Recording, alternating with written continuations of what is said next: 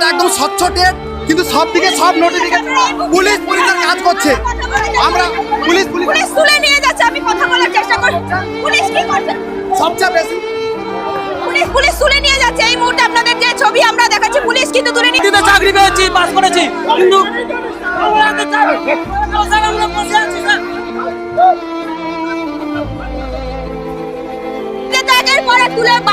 প্রতিবাদ করবে, যে প্রতিবাদ করবে তাকেই তুলবে। পুলিশের আর কোনো কাজ নেই, বাড়িতে চুরি করে বসে থাকুক।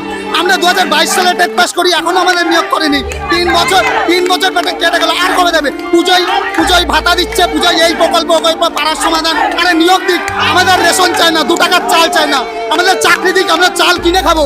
কিন্তু উনি 1,10,000 টাকা দেবে, উনি 5,000 টাকা দেবে, উনি সমস্যা করবে, উনি যত সব উনি করবেন, কিন্তু চাকরির নেই, কোনো চাকরির নেই এখানে কোনো। আচ্ছা, যারা দুর্নীতি করছে পুলিশ তাদের ধরছে না কেন? যারা ন্যায্য, যাদের কাছে ওএমআর রয়েছে পুলিশ তাদের এসে আটক করছে।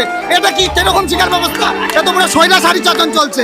মমতা ব্যানার্জির অবিলম্বে 50,000 নিয়োগ দিয়ে প্রত্যেক স্কুলে টিচার দেওয়া উচিত, কারণ স্কুলগুলো কত স্কুল প্রাইমারি বন্ধ হয়ে যাচ্ছে, সঠিকভাবে শিক্ষা দর্শক সভাপতি বলেছিলেন যে 2022-এ পরীক্ষার পরে বছরে 2বার করে নিয়োগ দেবে, কিন্তু উনি দেখেন আজকে 22, 23 গেল, 24 গেল, 25 গেল, 26 আসতে চলছে, এখন একটা নোটিফিকেশন নেই, কিচ্ছু নেই।